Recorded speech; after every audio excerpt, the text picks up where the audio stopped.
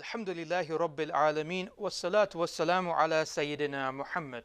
Amma ba'd. You have a high temperature. You feel a bit ill. So you think to yourself, I'm going to go to the doctor. You tell the doctor your symptoms, that you've got a headache, you feel feverish, and the doctor, he closes his eyes and he starts mumbling to himself. And then he opens his eyes and says, you've got cancer. And you'll be cured if you give me £10,000. What would your reaction be? Would we take what he said on faith? After all, he is a doctor. Or would we question the doctor and ask, what's the evidence do you have to make such a claim? Why give you £10,000? Doesn't make any sense. Now, if the doctor stated that he feels it in his heart that you have cancer, it's an emotion that he's feeling, would you simply accept this so-called evidence based upon emotion? I think pretty much every single person will probably say, no, they wouldn't accept that. We'd simply not base decisions like on matters of health on simply emotional grounds. Similarly, imagine again, you have a kid and he goes to, he's doing his high school exams or college exams, and he comes to a maths question on integration or calculus. And it's a very difficult question, and so he simply closes his eyes and he starts thinking, or he thinks of the first answer that pops into his head and he puts that down. Is that acceptable? Of course not. The reason why I give this, and it sounds, very silly, answer or question or scenarios, but the reason why I give this is because many times when we ask people why do they believe in what they believe, they will either answer, well, everybody else believes it, i.e. what's occurring in society, or, which is blindly following, or what they will say is, well, I feel some emotional connection to this particular religious belief, or whatever other type of belief that the person may have. And so, if we're saying that life and death, or even just an exam, that's not a sufficient methodology to establish belief, to establish the answers in a maths exam, then how can we then establish belief in our foundations? Establish our foundational beliefs, i.e. the purpose of life, on an emotional basis? Obviously it doesn't make any sense. So we have to use a process of thought. Now, some people will say, yeah, but isn't it the case that people do have an innate desire to worship? And that's true, and we will talk about this in later future videos in, I think, session 4. But we don't just allow the innate desire, this what we obviously Muslims call the fitra, the desire to worship the Creator, leave that as the guide by which we then direct our worship. Because we know that when people just use their own feelings as a basis to make judgments, really important judgments, that they'll add superstition, they'll have beliefs that are unfounded, that there's no evidence for it. And so as a result, there's no trustworthiness. Similarly, when the emotions are high, they're very religious, they really hold on to the belief and the purpose of life, but as the emotions go down, suddenly the beliefs disappear or evaporate or become less, and they have that less adherence to fulfilling what they believe they should do. So yes, the fitra, the emotional aspect, exists within human beings, but it has a relationship with the mind as well. Imam Ghazali, he gives a profound yet simple analogy to explain the importance of the mind as well as these emotions. And he gives the example, or he explains it by saying that the mind is like the jockey or the rider, and the heart or the emotions is like the horse.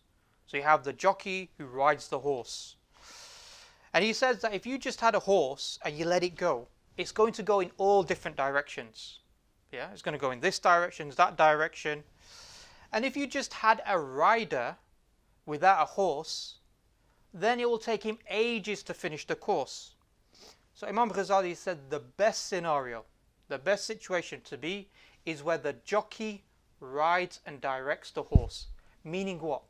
Meaning thought-driven emotion, not emotionally driven thinking. So it's not our emotions leading our thought, but rather it's our thinking that leads our emotions. So when we look at this question about purpose of life, really we're asking the question, what does our thinking, what is the evidence based upon a thinking process leads us to regards to this?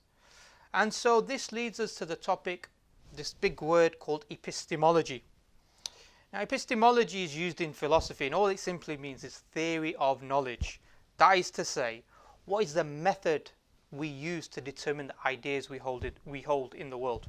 You know, what do we use? What's the method that we use? Once we're clear about the method of how do we know the ideas that we hold, we can then distinguish between what is a rational thought, what is a thought that's built upon rational evidences, from an irrational one. So we need to understand what methodology of thinking we're going to use. Now historically there were two groups in philosophy. These are two broad groups. The first one that were known as the empiricists, and the second one were known as the rationalists. Now empiricists, they believed that all true thoughts are derived only from experience.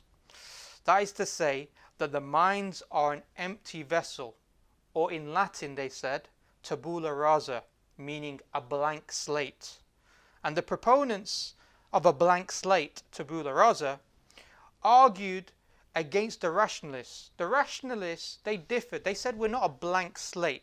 When we are born, we're not just born without any preconceptions, any pre-ideas or any previous information, but rather we are born with certain levels of innate knowledge and innate ideas. This is what the rationalists said. And so the empiricists said, no, that's not correct. And from empiricists, or from the rationalists I should say, they were divided into two further groups. Those who believed that the mind could answer any questions, including those questions related to the nature of what they term metaphysics. So physics is about the study or the knowledge of the world that we can sense, the world that we can observe. Metaphysics is knowledge of the world outside of the physical world. So they said, these rationalists, this particular group within the rationalists, that so long as we really think about something deeply, we develop a correct logical argument, what they called a syllogism, then we can determine all truths, whether that is the nature of heaven, the nature of resurrection, whether that is even how to comprehend the existence of God and the nature of God himself. So this was one group from the rationalists and the philosophers. Second group of rationalists believed that although we have previous information or preconcepts before experience, so before we experience something, we actually already have some innate levels of ideas or previous information, they said that the mind is still limited and thus can only conclude on a limited number of things, primarily the implications of the observed universe. And we will explain that a little later on.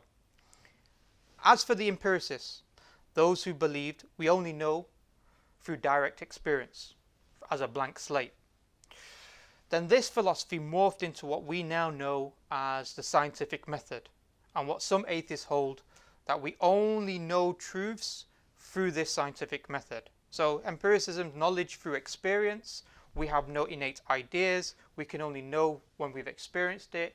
This then became, some of these philosophers then started to utilize these ideas to develop the scientific method.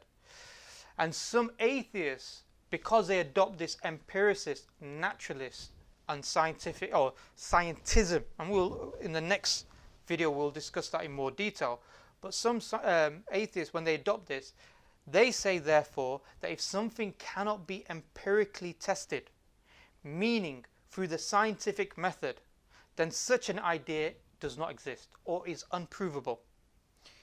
Inevitably, this meant many empiricists believed that God's existence is unprovable. You can't prove it, as the very nature of the discussion would be to conclude on an existence of a being, i.e. of a creator, that was unsensible, unobservable, untestable. If you come to the conclusion that a God exists, that conclusion is upon a being that exists outside of the testable known universe. And therefore the proposition of God is outside of the physical world, therefore God's existence can either never be proven at all Or would they, some atheists try to argue that the existence of God is like claiming the existence of pink bunny rabbits in space? If you don't accept that, then why would you accept this? So this idea of epistemology, understanding the method of knowing the ideas and differentiating between rational and irrational ideas, is incredibly important. If this isn't clear, we don't are clear about our method of developing ideas, then our understanding of how to answer the question, does a creator exist, i.e. where we came from, will also not be clear. So we need to understand how to approach this question. For instance, you'll find many atheists, they'll say, there's no evidence for God. And you need to unpack what they're saying. They're not really saying there's no evidence for God. What they're really saying is that there is no scientific and empirical evidence for God. So this statement, therefore, has a number of presuppositions or assumptions. The first one is that science is the only method of knowing. If a matter cannot be directly observed, that means the matter at hand does not exist or is unprovable.